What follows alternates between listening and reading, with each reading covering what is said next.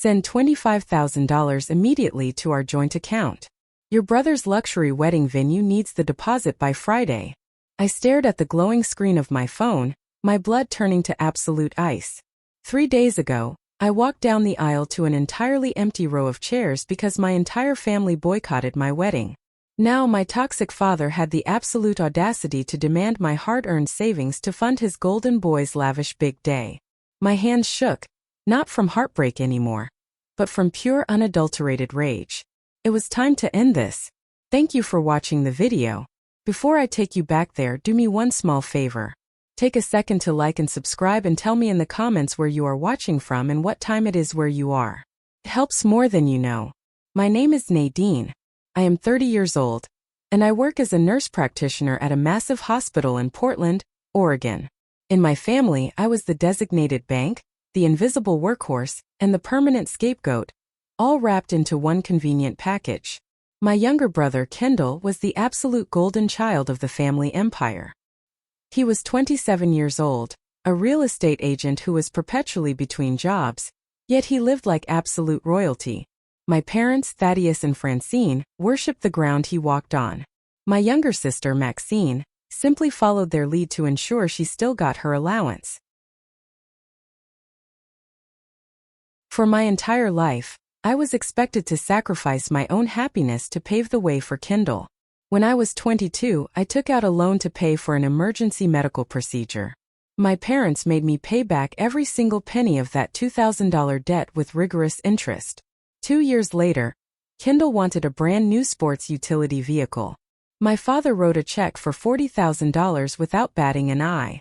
Whenever I pointed out the staggering hypocrisy, my mother would put on her sweet, fake smile.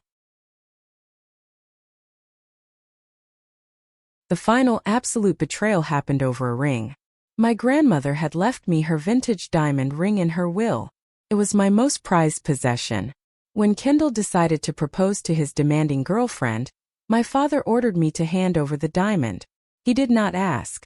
He demanded it. When I refused, the entire family turned on me like a pack of starving wolves. My mother cried hysterically, claiming I was destroying my brother's future. My father told me I was a selfish, entirely ungrateful daughter. Because I would not surrender my inheritance, they coordinated a family-wide boycott of my wedding. I will never completely forget the profound, crushing silence of my bridal suite. I stood in my white dress, staring at my reflection, listening to the murmurs of my husband Silas's family gathering outside. On my side of the aisle, there was nothing but empty wooden chairs. No father to walk me down the aisle.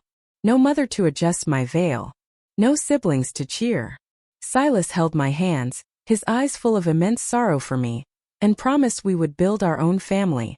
I smiled through the tears and married the love of my life. But 3 days later, sitting at my kitchen table, the text message from my father arrived. He completely ignored the fact that he had just shattered my wedding day. He needed $25,000 for Kendall's luxury venue. I did not cry. I did not argue. The terrified, pleading daughter inside me finally died, replaced by something entirely frozen and sharp. I had spent 30 years trying to win the love of people who only saw me as a walking automated teller machine. I drove down to a local novelty store and walked through the aisles with sheer, icy determination. I found exactly what I was looking for. A novelty fake paper bill printed with the words, $1 million. It had a cartoonish eagle in bold green lettering. I went to the post office, purchased a beautiful, expensive greeting card, and slipped the fake bill inside. On the card I wrote one single sentence. Best wishes for the luxury wedding. I paid for overnight certified shipping to my father's house. I wanted to make absolutely sure they received my contribution. They had absolutely no idea that I had been quietly setting a massive trap for 8 entirely agonizing months. You see, 5 years ago when I was just starting my career, I bought a modest house. Because my student loans were high, Thaddeus co-signed the original loan. He never paid a single dime toward the down payment or the monthly installments, but his name was on the paperwork.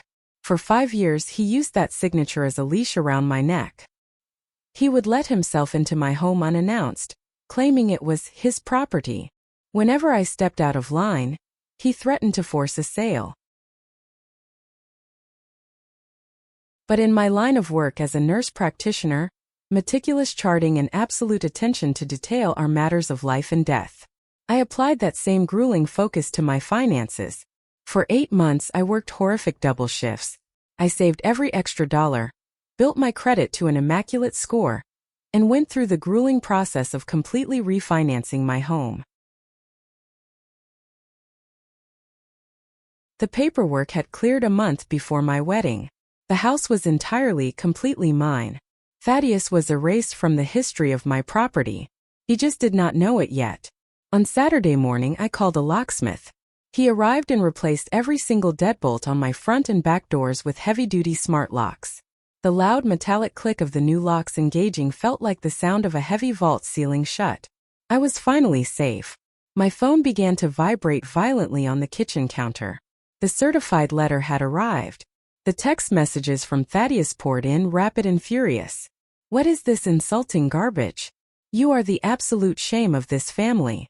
My mother followed immediately. "How can you be so utterly cruel to your brother? He is under so much stress." I read the messages with an icy, detached calm. Then the final text from Thaddeus arrived. "I will be there at noon on Sunday to teach you what family means." I stood in my hallway watching through the doorbell camera. Thaddeus marched up the concrete steps with the heavy footsteps of a king coming to punish a rebellious peasant. He confidently pulled his old brass key from his pocket and forcefully shoved it into the shiny new deadbolt. It did not slide in. He grunted, flipping the key over, shoving it harder, jiggling the handle. Nothing happened. The lock remained completely, utterly frozen. I watched his face completely drain of color. The arrogant certainty shattered into profound confusion, and then immediately boiled over into explosive fury. "What did you do to my locks?" he spat, his eyes bulging with immense anger. "My locks?" I corrected him, my voice completely flat. "On my house. I am on the paperwork. I own this property. You are going to transfer that $25,000 right now, or I am selling this house from under you." I looked at him, really looked at him. He was a small, bitter man throwing a tantrum. "You co-signed the original loan 5 years ago," I said slowly, making sure every single word landed. "I refinanced 8 months ago. Your name is not on anything. Get off my property." The sheer silence that fell over the porch was absolute. Francine stopped fake crying. Kendall's smug smirk completely crumbled. "You are lying," Thaddeus hissed. "You cannot do that without my permission." "I can, and I did. Now leave." I slammed the door shut and engaged the deadbolt. I could hear them screaming outside. Kendall was whining about his wedding deposits. Francine was wailing about family loyalty. 10 minutes later, a police cruiser rolled to a stop in front of my house. The time for family arguments was over. We had crossed the 70% mark of no return. We were now firmly in the territory of the law. A tall, stern woman stepped out of the cruiser. Her badge read Officer Harriet. Thaddeus immediately rushed toward her, waving his arms, launching into a rehearsed monologue about his generous financial support and my sudden manic betrayal. I opened the front door, stepping out onto the porch with my thick manila. I handed her the folder. Inside was the certified property deed, the notarized municipal records, and the bank discharge documents bearing the official county stamps. Officer Harriet reviewed the federal and municipal paperwork with meticulous precision. She traced the embossed seals with her thumb. Then she slowly turned her gaze to Thaddeus. Her expression was completely devoid of sympathy. "Sir," Officer Harriet said, her voice cutting through the crisp air like a steel blade, "according to these municipal property records, you hold absolutely zero legal jurisdiction or ownership over this parcel. Your name is completely absent from the deed. That is Francine stepped forward, clutching her pearls. "Officer, please, this is a family matter. A simple domestic dispute. We just want to talk to our daughter. Family dynamics do not override municipal property rights, ma'am, Officer Harriet stated, resting her hand casually near her utility belt. I thanked Officer Harriet, requested a copy of the official police dispatch report, and went back inside to my husband. I thought the war was over. I was wrong. 3 days later, the hospital administration summoned me to the Human Resources Department. I walked into the sterile, brightly lit office to find the director of nursing and the hospital's legal compliance officer waiting for me. They looked incredibly grim. Nadine, the director started, folding her hands on the desk. We received an anonymous phone call this morning. The caller alleged that you have been displaying severe psychological instability and that you have been secretly diverting narcotic pain medications from your patients. The room felt entirely frozen. Diverting narcotics was a federal offense. My mother, Francine, had smiled in my face for 30 years while demanding I fund her favorite child, and the moment I cut off the money supply, she tried to send me to federal prison. The sheer staggering malice of it took my breath away. But I was not the scared little girl they raised anymore. I was a professional who documented everything. I reached into my bag and pulled out my tablet. I did not raise my voice. I opened the video files from my doorbell camera. I played the footage of Thaddeus attempting to break into my home, screaming threats.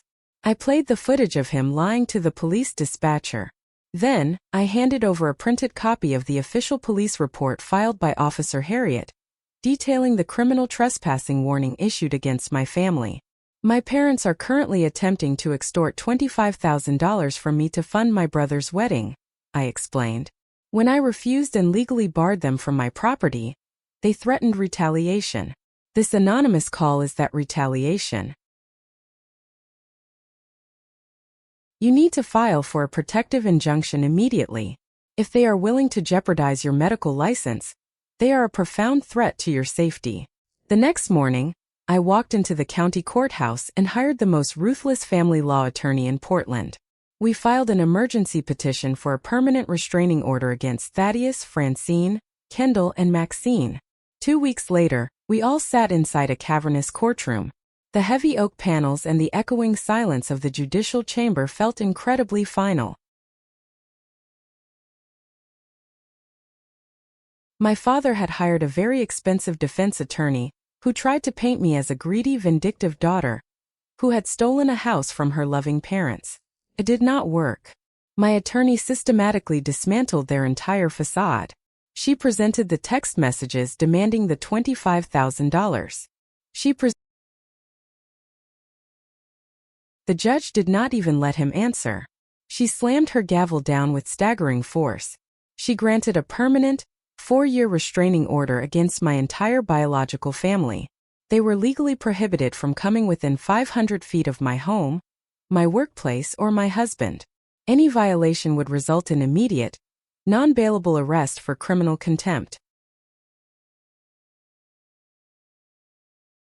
As the bailiff escorted them out of the courtroom, Thaddeus looked back at me.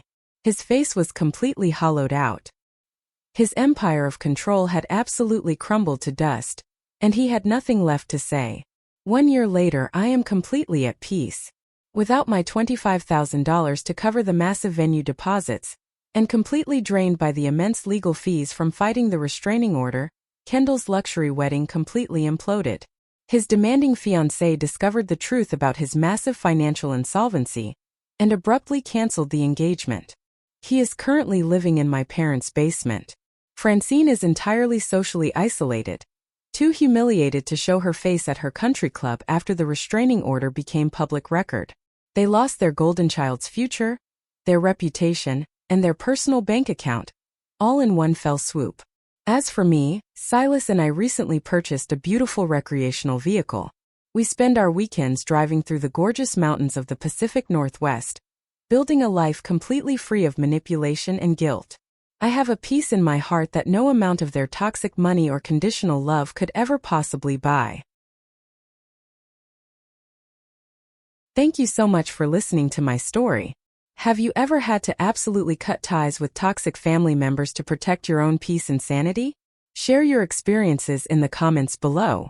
If you enjoyed this video of justice served, please hit that like button, subscribe to the channel, and turn on notifications so you never miss a story.